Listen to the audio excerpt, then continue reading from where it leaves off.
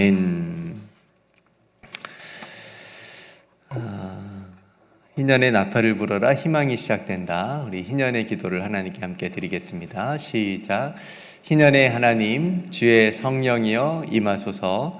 가난한 이들에게 복음을 전하고 포로된 이들에게 자유를 선포하며 눈먼 이들을 회복시키고 억눌린 이들을 자유롭게 하는데 우리를 희년의 도구로 사용하소서. 예수 그리스도의 이름으로 기도드립니다. 아멘. 오늘 또 현장에서 또 온라인으로 소리가 나나요? 네. 온라인으로 또 함께 예배드리는 성도님들 진심으로 반갑고요. 우리 오늘 하루도 모든 성도님들에게 또 주님께서 함께 해주시는 임마누엘의 은혜가 있기를 주님의 이름으로 축복합니다. 어제는 우리가 남유다 여호사밧 왕의 이야기를 나눴는데요. 오늘 또 함께 나누도록 하겠습니다. 여호사밧이 행한 일들은 어제 한 것 중에 또 다윗의 처음 길로 행했다. 그리고 바알들에게 구하지 않고 오직 하나님께 구했다. 그리고 이스라엘의 악한 행위를 따르지 않고 전심으로 여호와의 길을 걸으면서 또 산당과 아세라 목상들을 다 제거했다. 또 이런 모습들을 우리가 함께 나누었습니다. 그러니까 우리들의 신앙생활에도 굉장히 적용할 수 있는 좋은 믿음의 모습들이라고 여겨집니다. 오늘은 여호사밧이 또 행한 또 한 가지 중요한 일을 함께 나누겠는데요. 바로 말씀 개혁입니다. 말씀 개혁.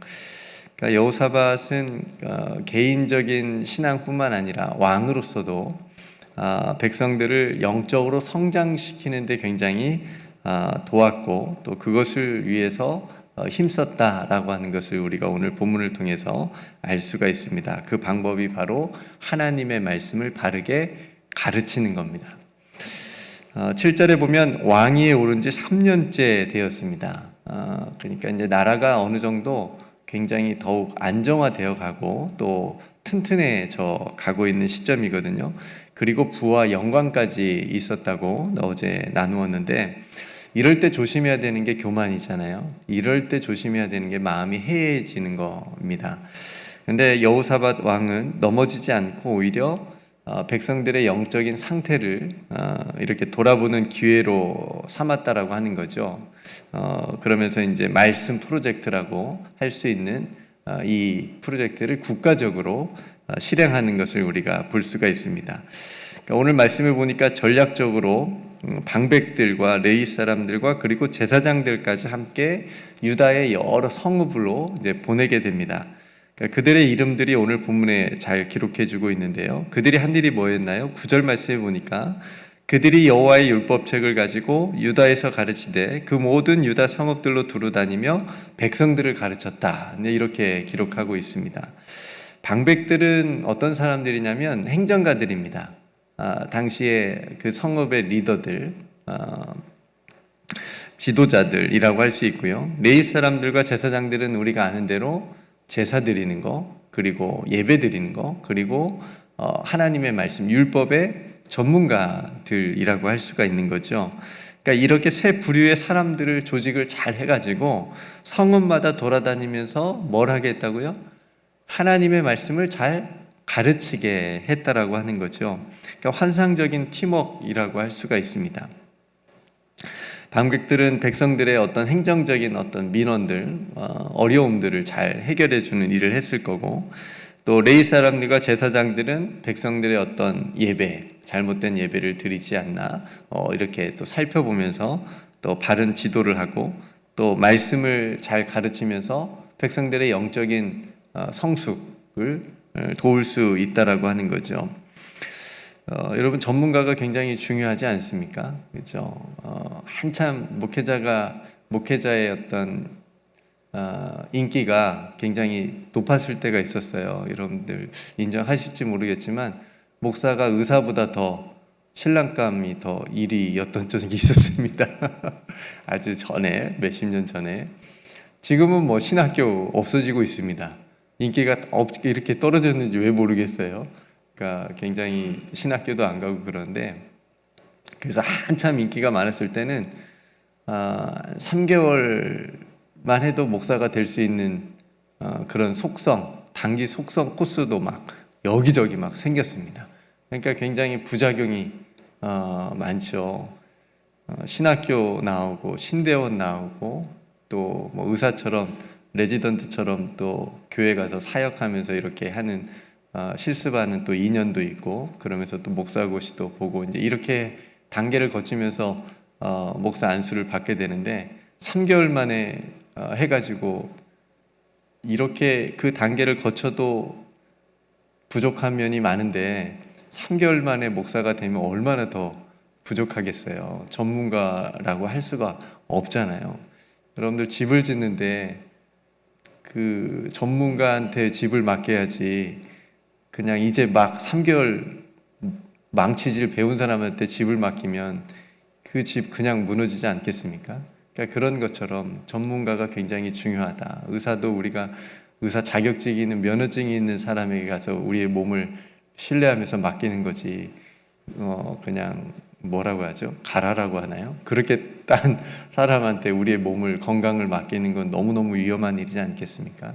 그런 것처럼 굉장히 전문가가 필요한, 사명감이 있는 전문가가 필요한 시대를 우리가 더욱 살아가고 있는 것 같습니다. 어쨌든 이렇게 하나님의 말씀에 대한 전문가들을 여호사밧 왕이 이렇게 조직을 해가지고 백성들에게 하나님의 말씀을 가르치게 했다. 이것은 여호사밧 왕이 가지고 있었던 가치관을 볼 수 있는 거죠. 물론 남유다가 지금 나라가 안정되어져 가고 있는 상황이긴 하지만 어떤 그런 군사력이나 정치적인 그런 안정보다도 우리 백성들이 하나님의 말씀을 붙잡는 것이 훨씬 더 중요하다고 생각했던 거죠. 그래야 이전처럼 바알 우상들에게 빠지지 않고 미신 같은 거에 빠지지 않고 하나님 믿는 신앙으로 이 나라가 바로 설 수 있겠다라고 하는 그런 확고한 신념이 있었기 때문에 왕으로서 지금 이러한 일들을 하고 있는 거죠. 그래서 신앙개혁을 통해서 몰아낸 그 우상들, 그 바알들, 그 아세라 목상들을 쳐낸, 제거한 그 자리에 다시 또 다른 우상들이 틈타지 못하도록 하나님의 말씀을 심은 겁니다. 하나님의 말씀을 다시 그 자리에 심는 그런 작업을 오늘 왕이 한 것이죠. 여러분, 우리 교회도 말씀을 전하는 교역자들이 있고요, 또 투게더를 말씀으로 섬기는 가베들이 있죠. 그리고 우리 교회 학교에 또 우리 어린아이들을 하나님의 말씀으로 가르치는 또 너무너무 좋은 또 교사들이 있고요, 또 말씀을 함께 나누는 이렇게 성도들이 있습니다. 그러니까 우리 모두 하나님의 말씀의 동역자라고 할 수가 있는 거죠. 하나님의 말씀을 가르치고 배우는 일에 우리가 같은 마음으로 나아가게 되면 하나님의 말씀의 역사가 곳곳에서 일어나는 것입니다. 그러니까 주방에서도 일어날 수 있는 겁니다. 음식을 하면서 하나님의 말씀을 나눌 때 그 주방에서도 하나님의 말씀이 역사가 나타날 수도 있는 겁니다. 여러분, 우리는 부흥을 꿈꿉니다. 그러니까 부흥이라는 말 여러분 혹시 오랜만에 들어보시지 않으세요? 부흥. 이게 요즘에는 많이 쓰지 않는 말인데 예전에는 엄청 많이 썼어요. 막 부흥을 사모하는 어떤 그런 열정들이 한국 교회 안에 많았거든요. 요즘은 많이 안 쓰는 것 같아요. 저부터도 많이 안 쓰더라고요, 보니까.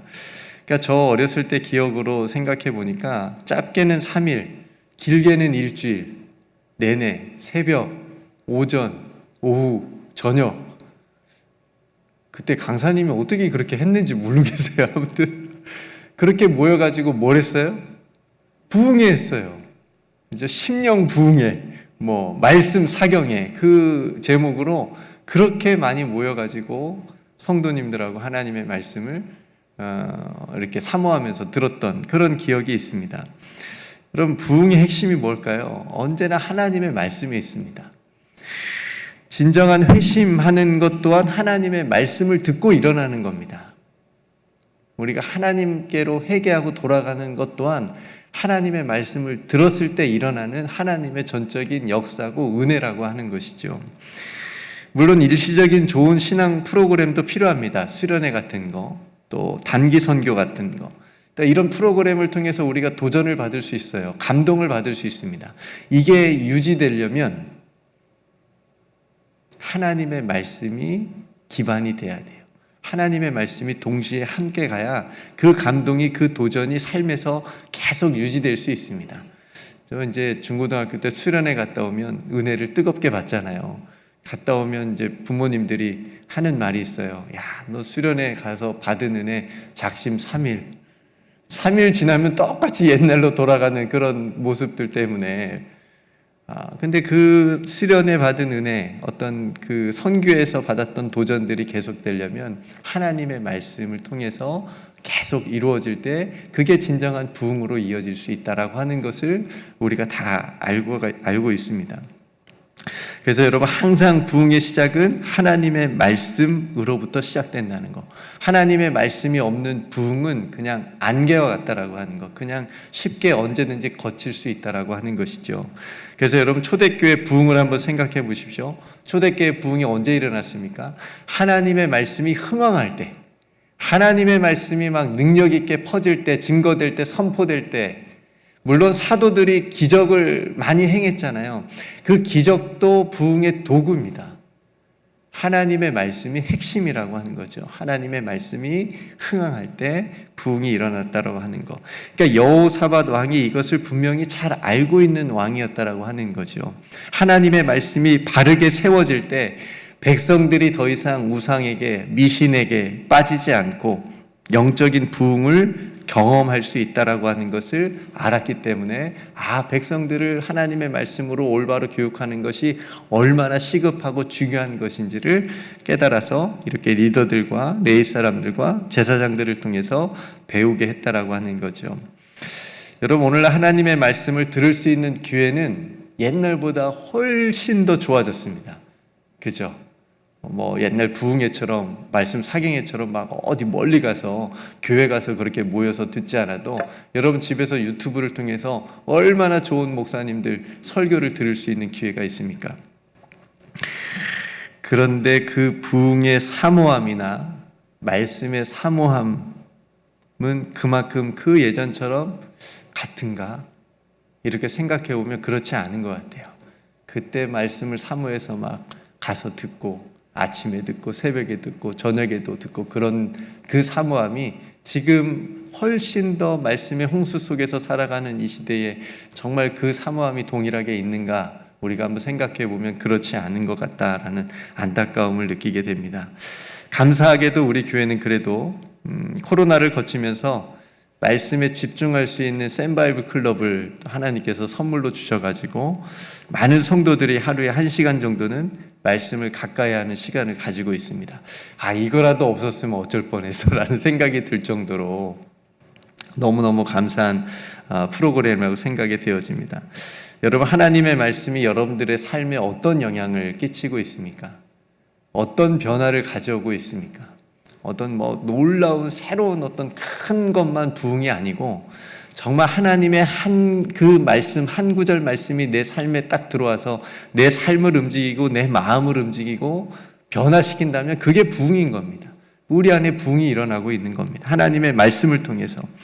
여러분, 정말 변화되고 싶고 정말 성숙하고 싶고 회심이 날마다 일어나고 영적인 부흥을 우리가 경험하고 싶다면 다시 하나님의 말씀으로 돌아가야 된다라고 하는 것. 여러분, 시편 119편을 여러분 한번 꼭 읽어보실 수 있기를 권면드립니다. 하나님의 말씀에 대한 권면으로 가득 차 있는 게 시편 119편이거든요. 한번 시간 꼭 내셔서 읽어보셨으면 좋겠고요.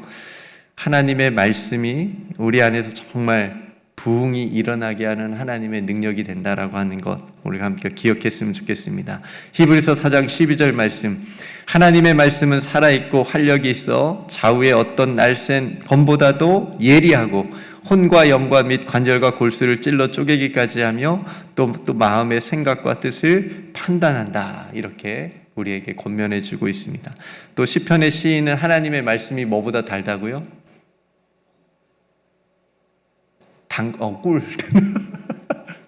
꿀보다 답니다. 여러분, 정말 그렇습니까? 오늘 하루 여러분들이 읽으시고 묵상하신 하나님의 말씀이 세상에 단 그 어떤 꿀보다 달 수 있기를 주님의 이름으로 축복합니다.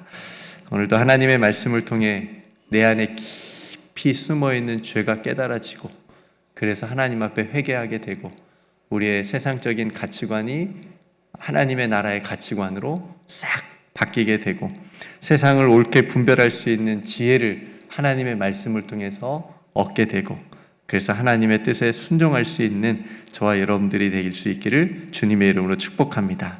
여러분, 하나님의 말씀 우리의 영혼을 깨어나게 하고 우리의 영혼을 살려주고 우리의 삶을 변화시키고 우리를 새롭게 하는 하나님의 능력이 되는 줄로 믿습니다.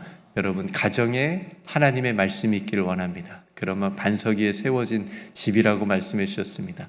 여러분, 우리 교회가 구석구석마다 하나님의 말씀이 있기를 정말 간절히 소망합니다. 모든 부서마다 하나님의 말씀으로 세워져 가는 그런 교회 공동체가 되기를 간절히 소망하고요.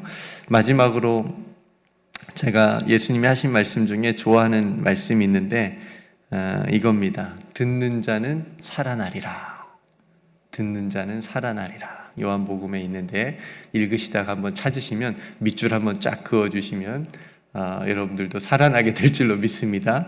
듣는 자는 살아나리라. 여러분, 하나님의 말씀이 살아있는 이 하나님의 말씀이 단순히 우리들에게 책이 아니라 삶이 되기를 간절히 소망합니다. 우리들의 삶이 되기를, 영적인 양식이 되기를, 그럼 그 말씀이 여러분들의 삶을 지켜주게 될 줄로 믿습니다. 함께 기도하겠습니다. 하나님 아버지, 오늘 여호사밧 왕의 이 말씀 프로젝트,